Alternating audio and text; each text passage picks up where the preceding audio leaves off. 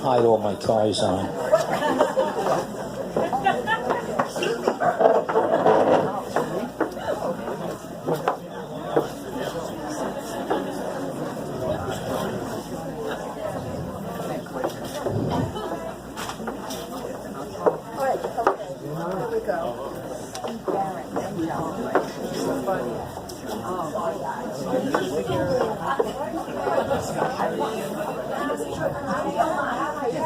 Ruth, he wants to start, Ruth. He wants to start, Ruth. He's still here.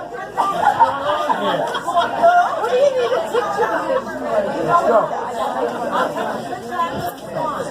go. Listen, gang. For what they're paying me tonight, I don't really have to say a thing. Yeah. That's so you can see that this is probably a disguise, and it really is, because I'm in the witness protection program. Actually, I'm 28 years old. I'm 6'4", and I weigh about 165 pounds. And I'm a girl. And I'm easy. Yeah, so that's what I'm doing. So you don't believe that. Okay, so another case, and the rest of the case is that I'm old, and that's for true. In 1775, my agent got me a gig at the Boston Tea Party. Yeah. They were rowdy. They were busy throwing tea into Boston Harbor. But I did a pretty good show. We stayed at the Hampton Inn tents. Yeah. There was no, it's horrible. You know, I tell you, I got so nervous today doing this thing that I can't remember crap. But it's all right. We're going ahead with it anyway, because you don't know what I forgot and what I didn't forget. That's the funniest thing. Okay, so we stayed at the Hampton tents, and there was no happy hour. There was no indoor plumbing, and there was no Wi-Fi and internet. Pissed me off. In 1865, I played the Ford Theater in Washington, D.C. I was the closing act. I had great material. I was ready to kill. You want to do the punchline? But John Wilkes Booth beat me to it. There you go. Everybody knows the punchline. In 1912, I was the comic on the Titanic the night before it sunk. Yeah. And I got great reviews, except one guy said it was bad luck to see me perform just because the boat hit a little iceberg. So now they nicknamed me the Bad Luck Comic. So if you're playing golf tomorrow and you miss a 2-foot putt, or you have a flat tire on your car today, tomorrow, the next day, it's probably my fault. Yeah, probably is. Anyway, so I'm really excited to be here tonight. What brought you guys out besides the great talent that's preceded me and the great talent that's following me? You, Mike, you! The food. Thanks, Marty. Okay. I'm here tonight because I finished all my chores and Ruthie said I could come. That's not exactly true. I'm here tonight because it's my 50th anniversary today. Thank you. And I thought at least one of us should be out having a good time. Yeah. And actually, it doesn't seem like 50 years. It seems more like 100 years.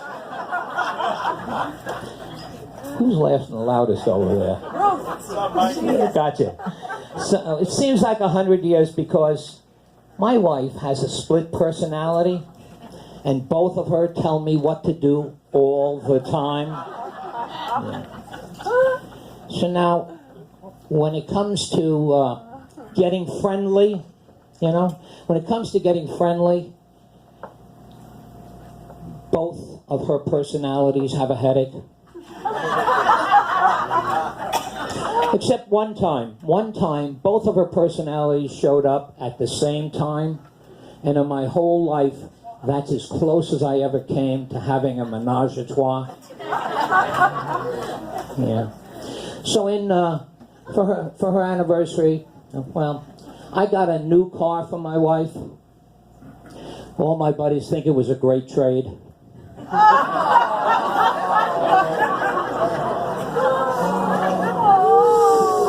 Listen, it wasn't such a great deal. It was a Ford Pinto. It was my bad deal. So that's and my wife and I were discussing, I'm telling you, I'm so racked. My wife and I were discussing breast reduction. And we decided to pass. She didn't think I needed it. Yeah, I should have had a drink before I came up here. Not too late. It's not too late.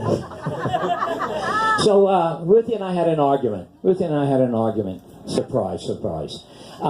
And to make up with her, I got her a sun reflector, one of those nice big sun reflectors, but I didn't get her any sunscreen.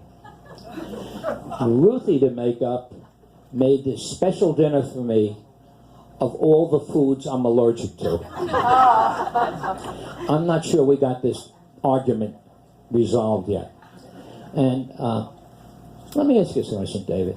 Do you ever win an argument? We never have it. Never have it. All right. Is there anybody here who has an argument with their wife occasionally?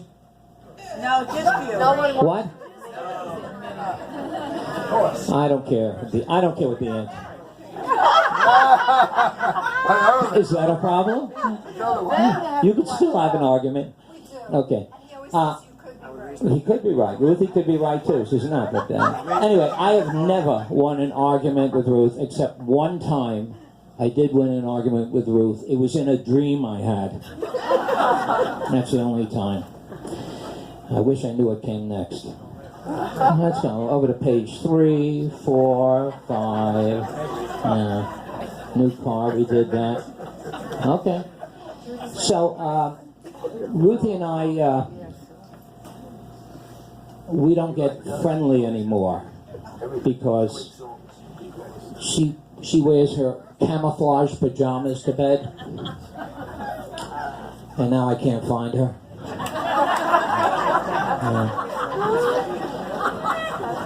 So when I do a show like this, it's good to have friends and family in the audience, and I got friends, but I wanted more friends to turn out tonight. So I went on Facebook to see who I could invite, and the fact is, could you bring that one? Share that one. Yeah, so I got a new car for my wife. Is that the one you're working on now? That's good. That's good. So I went on Facebook to find what friends I could invite, and unfortunately, I don't have any. In fact, Facebook closed down my account. Yeah, they must have known what they're doing. So let's do this. I did have a friend, though, a little sad, little black humor. He committed suicide. So he calls me at 2 o'clock in the morning. He says to me, he's really depressed. He's thinking about committing suicide. What should he do?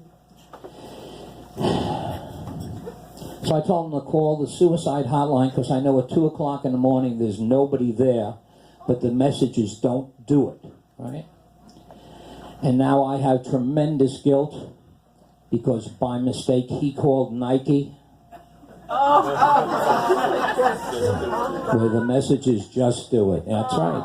I am guilty. Okay. So I do a lot of gigs. I did a show for 200 beautiful women.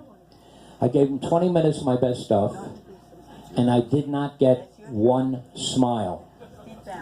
Then I noticed the banner, Botox Convention. Skip that. Go over to page 9. From 9 we'll go to 14 and 22. Okay. Number 69.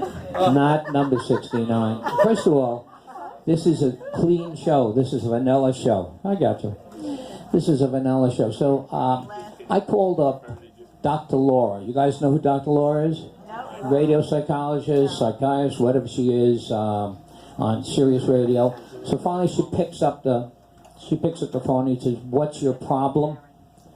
And I said, "It's sort of a question of timing. How long should one wait after the death of a spouse before you start dating?" And she says to me, "When did she die?" And I said, "Probably next Saturday." In any case, I do have to finish up because I run out of pages. Well, I actually skipped 6 or 7 pages, and I have to get back to the senior home before they turn off the lights, lock the gates, and collect the bedpans. And I'm Mike Nemitov, and thanks until next time. Nice. Woo, fantastic. Take a bow, baby. That was really good. Really, really good. Thank you very much. Wow. Thank you. Yeah. Okay. Terrific.